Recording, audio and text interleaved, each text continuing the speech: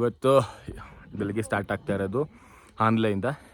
So plan ಇರೋದು ಉಮ್ಮಿಂಗ್ಲಾ ಹೋಗಿ ಉಮ್ಮಿಂಗ್ಲಾಯಿಂದ towards ಮನಾಲಿಗೆ ಹೋಗಬೇಕು. ರಾತ್ರಿ ಎಷ್ಟೊತ್ತು ಹೋಗಿ ಸ್ಟೇ ಆಗಬೇಕು. ಮನಾಲಿ ಸೈಡ್ ಹತ್ರ ಆದರೆ ಮನಾಲಿ ಹತ್ರ, ಇಲ್ಲಾಂದರೆ ಎಲ್ಲಾಗುತ್ತೋ ಅಲ್ಲಿಗೆ ಹೋಗಿ ಸ್ಟೇ ಆಗೋದು ಇದು ಪ್ಲ್ಯಾನು. ರಿಷಿಬಾಯ್ ಎಲ್ಲ ಗಾಡಿಯೆಲ್ಲ ರೆಡಿ ಮಾಡ್ತವ್ರೆ. ಈಗ ನೋಡೋಣ ಬನ್ನಿ ಹೆಂಗಿರುತ್ತೆ ಟ್ರಿಪ್ ಅಂತ ಹೇಳ್ಬಿಟ್ಟು. ನಮಗೂ ಫಸ್ಟ್ ಟೈಮ್ ಬಂದಿರೋದು. ತುಂಬ ಜನಕ್ಕೆ ಯಾರು ಮನಾಲಿ ಸೈಡಿಂದ ಬರ್ತಿದ್ದಾರೋ ಅವ್ರಿಗೆಲ್ಲ ಒಂದು ಸ್ವಲ್ಪ ಆಕ್ಸಿಜನ್ ಶಾರ್ಟೇಜು AMS ಹಿಟ್ ಆಗ್ತಾಯಿದೆ. ಬಿಕಾಸ್ ಮುಂದೆ ಸಲ ಸ್ಟಾರ್ಟ್ ಆಗಿದೆ ಇನ್ಕ್ಲೈನ್ ಮಾಡೋರು. ಮೌಂಟೇನ್ಸ್ ಒಂದೇ ಸಲ ಆ್ಯಟಿಟ್ಯೂಡು 10,000ಇಂದ ಈಗ ಒಂದೇ ಸಲ 16,000 ಬರ್ದಿದ್ದಾರೆ ಒಂದೇ ದಿವಸದಲ್ಲಿ. ಸೊ ಅವ್ರಿಗೆಲ್ಲರಿಗೆ AMS ಹಿಟ್ ಆಗ್ತಾಯಿದೆ. ತುಂಬ ಜನ ನಮ್ಮ ಇದು ಹೋಮ್ ಸ್ಟೇಲಿ ಯಾರ್ಯಾರು ಇದ್ದರು ಅವರು ಕೆಲವೊಬ್ಬರೆಲ್ಲ ಬೆಳಿಗ್ಗೆ ಎದ್ದ ತಕ್ಷಣ ಆಕ್ಸಿಜನ್ ಸಿಲಿಂಡರ್ಸ್ನೆಲ್ಲ ಯೂಸ್ ಮಾಡ್ತಾಯಿದ್ರು. ಸೊ ತೊಂದರೆ ಇಲ್ಲ, ನೀವು ಯಾರಾದರೂ ಬರೋಂಗಿದ್ರೆ ರೆಸ್ಟ್ ತೊಗೊಂಡು ಬನ್ನಿ, ಈಸಿಯಾಗಿರುತ್ತೆ, ಏನೂ ಅವಸರ ಇಲ್ಲ, ಆರಾಮಾಗಿ ಬನ್ನಿ ಟ್ರಿಪ್ ಹೇಗಿರುತ್ತೆ ನೋಡೋಣ. ಆ್ಯಂಡ್ ಬೆಳಿಗ್ಗೆ ಆದ ತಕ್ಷಣ ನಮ್ಮ ರಿಯಲ್ ಟೆಸ್ಟ್ ಶುರು ಆಗ್ತಾ ಇದೆ, ಉಮಿಂಗ್ಲಾನ ರೀಚ್ ಮಾಡೋದು.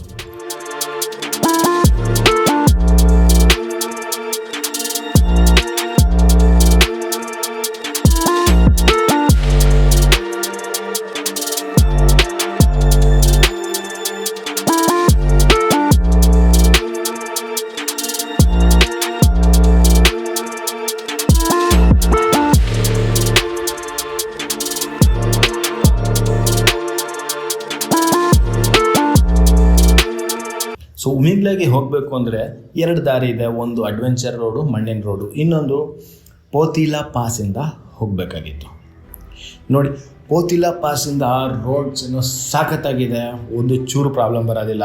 ಬಟ್ ಡೆಫಿನೆಟಾಗಿ ಹೇಳ್ತೀನಿ ಕೇಳಿ, ಗಾಡಿ ಇಲ್ಲಿ ಹತ್ತಕ್ಕೆ ಒದ್ದಾಡುತ್ತೆ.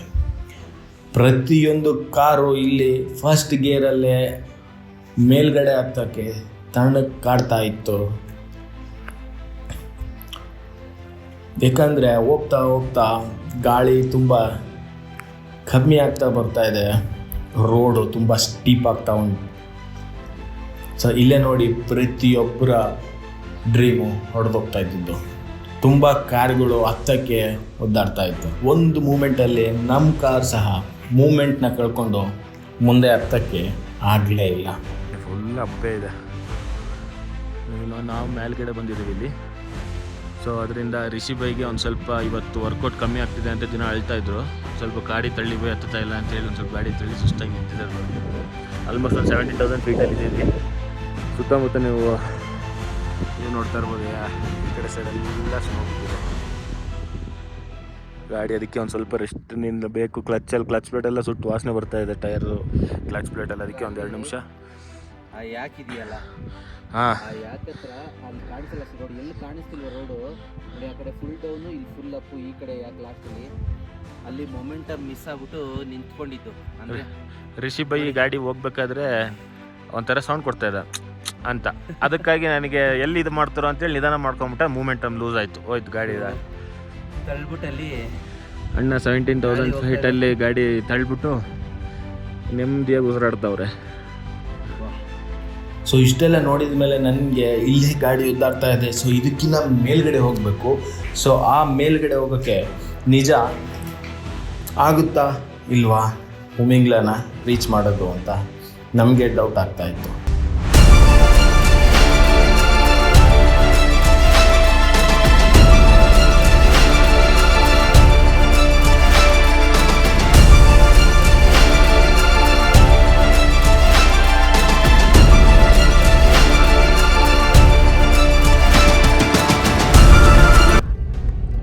ಅಲ್ಲಿದ್ದೀರಾ, ಬರ್ರ ನೋಡ್ರಿ. 1000 meters to reach. ಎಷ್ಟು ಜನ ಬರ್ತಾರೆ. No race no rally, enjoy the beauty of valley.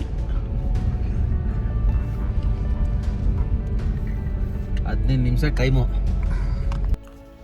ಕೊನೆಗೂ ನಾವು ರೀಚ್ ಆದ್ವಿ ಉಮಿಂಗ್ಲಾ ಪಾಸ್. ಸೊ ಈಗ ನಾವು ನಿಂತಿರೋದು 19,024 ಫೀಟ್ ಉಮಿಂಗ್ಲಾ ಪಾಸ್. ಸೊ ಇದು world's highest motorable pass. So ಇದು ಮೌಂಟ್ ಎವರೆಸ್ಟ್ ಬೇಸ್ ಕ್ಯಾಂಪ್ ಏನಿದೆನೋ ಅದಕ್ಕಿಂತ ಹೈಟಲ್ಲಿ ನಿಂತಿದ್ದೀವಿ ನಾವೀಗ. ಸೊ ನೀವು ಯೋಚನೆ ಮಾಡ್ತಾ ಇರ್ಬೋದು ಎಷ್ಟು ಹೈಟಲ್ಲಿ ಇರ್ಬೋದು ನಾವು. ನಮ್ಮ ಕರ್ನಾಟಕಕ್ಕೂ ಇಲ್ಲಿ ಮಿಂಗ್ಲಾಗು ಅಂತ. ಸೊ ಇಲ್ಲಿ 10ರಿಂದ 12 ದಿನ ನಡೆದ್ರೇ ತುಂಬ ಜನಕ್ಕೆ ಸುಸ್ತಾಗ್ತಾ ಇತ್ತು, ತುಂಬ ಜನಕ್ಕೆ ಆಕ್ಸಿಜನ್ ಸಿಗ್ತಾ ಇದ್ದಿದ್ದಿಲ್ಲ.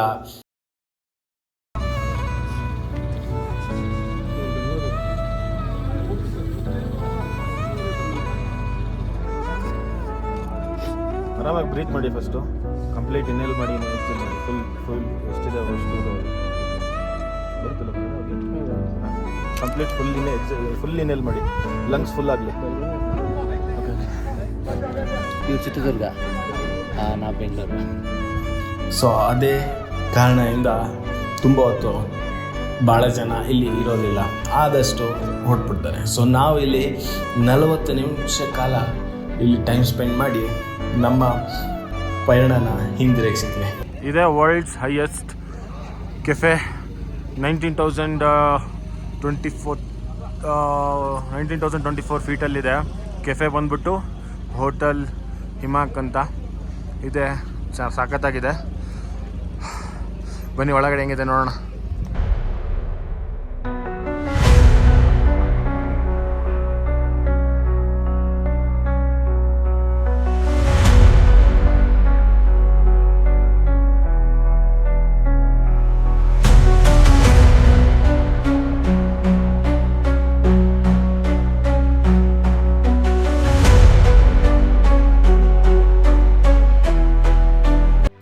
ಇಲ್ಲಿಗೆ ನಮ್ಮ ಅಡ್ವೆಂಚರ್ ಮುಗಿಲಿಲ್ಲ. ಸೊ ಇಲ್ಲಿಂದ ನಾವು ಹೋಗ್ತಾ ಇದ್ದಿದ್ದು ನ್ಯೂಮಾ ಅನ್ನೋ ಒಂದು ಊರಲ್ಲಿ.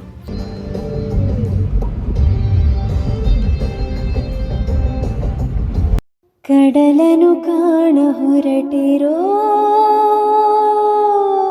ಕರಗೋ ಕೊರಗೋ ಮುಗಿಲೆ, ಕಿರಣವು ಮುಗಿಲ ಕೇಳಿದೆ ನಾನು ಜೊತೆಗೆ ಬರಲೇ. ಅಲ್ಲೊಂದಿದೆ ದೋಣಿ ತೇಲಾಡುತ್ತಾ ಏಕಾಂತವಾಗೀಗ ಮರೆಯಾಗುತ್ತಾ ನಾವೇ. ಸೊ ಅಲ್ಲಿಗೆ ನಮ್ಮ ಇಂದಿನ ರಾತ್ರಿಯ ಸ್ಟಾಪ್ ಫಿಕ್ಸ್ ಆಗಿತ್ತು. ಸೊ ಇಲ್ಲಿನ ರೋಡ್ಸು ನಮಗೆ ಕಾಟ ಕೊಡೋದಂತೂ ನಿಲ್ಲಿಸ್ತಾ ಇದ್ದಿಲ್ಲ. ಸೊ ಇಲ್ಲಿಗೆ ಹೇಳ್ತೀನಿ, ಇದನ್ನು ನಾವು ಕಾಂಕರ್ ಮಾಡಿದ್ವಿ.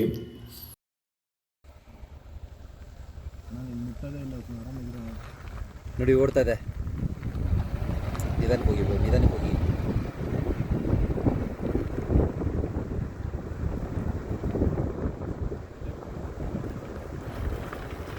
ನಿಧಾನಕ್ಕೆ ಹೋಗಿ ಬ್ರೋ, ಅದು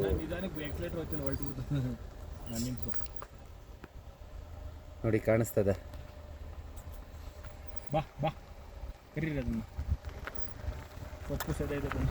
ಆ ಕಡೆ ಒಳ್ಳೊಳ್ಳೆ ಟಾರ್ ರೋಡ್ ಹಾಕಿದ್ದಾರೆ, ಬಟ್ ಇದು ಆಫ್ ರೋಡಿಂಗ್ ರೋಡ್ ಚೆನ್ನಾಗಿದೆ. ಒಂದು ಆಲ್ಮೋಸ್ಟ್ ಆ ಕಡೆಯಿಂದೆಲ್ಲ ಸುತ್ತಕೊಂಡು ಬಂದರೆ ಒಂದು 3 ಕಿಲೋಮೀಟ್ರ್ ಮಿಕ್ಕುತ್ತೆ ಇಷ್ಟು ಕೆಳಗೆ ಇಳಿಸೋಕ್ಕೆ. ಹತ್ಸಕ್ಕಂತೂ ಸ್ವಲ್ಪ ಕಷ್ಟ.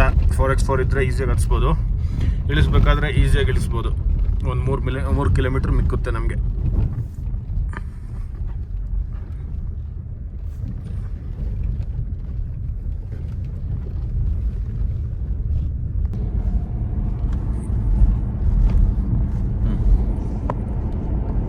ಒಂಥರ ವಿಚಿತ್ರ ಅಲ್ಲ ಅವರು. ನಿನ್ನೆ ಬರಬೇಕಾದ್ರೆ ಎಷ್ಟು ಎಕ್ಸೈಟ್ಮೆಂಟಲ್ಲಿ ಬರ್ತಾ ಇದೀವಿ, ಇವತ್ತು ನೋಡ್ಕೊಂಡು ಹೋಗಿರೋ ಖುಷಿ ಮೆಮೊರೀಸಲ್ಲಿ ಹೋಗ್ತಾ ಇದೀವಿ. ಓ ನಿಜವಾಗ್ಲೂ ಚೇಂಜ್ ಅಪ್ಪ. ಅಂದರೆ ಇದೇ ರೋಡ್ ಮೇಲೆ ಎಷ್ಟು ಬರುವಾಗ ಫುಲ್ಲು ಎಕ್ಸೈಟ್ಮೆಂಟ್ ಹೆಂಗಿರುತ್ತೋ, ಏನಾಗುತ್ತೋ, EMS ಬರುತ್ತೋ, ಅಲ್ಲೋದ್ಮೇಲೆ ಹೆಂಗೆ ಎಕ್ಸೈಟ್ಮೆಂಟ್ ಇರುತ್ತೋ. ಈಗ ಇದೇ ರೋಡ್ ಮೇಲೆ ನಮಗೆ ಎಷ್ಟು ಚೆನ್ನಾಗಿತ್ತು, ಏನು ಅರೇಕೆ ಎಷ್ಟೇ ನೋಡೋಕೆ ಎಷ್ಟು ಚೆನ್ನಾಗಿತ್ತು, ಏನು ಡಿಫ್ರೆಂಟ್ ಫೀಲಿಂಗು. ಇದೇ ರೋಡ್ ಮೇಲೆ ಎಷ್ಟು ಚೆನ್ನಾಗಿ ಚೇಂಜ್ ಆಗುತ್ತೆ ನೋಡಿ. ನೋಡಿ ಸೇಮ್ ಅಷ್ಟೇ. ಹೋಗುವಾಗ ಅಯ್ಯೋ ನಾವು ನೋಡೇ ಇಲ್ವಲ್ಲ, ಹೇಗಿರುತ್ತೆ ಎತ್ತಿರುತ್ತೆ ಅನ್ನೋದೇ ಎಕ್ಸೈಟ್ಮೆಂಟು. ಇವಾಗ ನೋಡಾಯ್ತಲ್ಲ, ಅಲ್ಲಿ ಹೋಗಿದ್ದು, ಅಲ್ಲಿ ನಡೆದಿದ್ದು ಅಡ್ವೆಂಚರು, ಅದು ಪ್ಲೇಸು ಎಲ್ಲ ಎಕ್ಸ್ಪೀರಿಯೆನ್ಸ್ ಮಾಡ್ಕೊಂಡ್ವಿ. ಇವಾಗ ನೆಕ್ಸ್ಟ್ ಡೆಸ್ಟಿನೇಷನ್ಗೆ ಹೋಗೋದು ಅಂತ ಅನ್ನೋದೇ ತಲೆಯಿರುತ್ತೆ ಹೊರತು ಅಷ್ಟೇ ಕೂಲ್ ಆಗೋಯ್ತು. ಎಂಥೂಸಿಸಮು ಕಾಮ್ ಆಗೋಗುತ್ತೆ.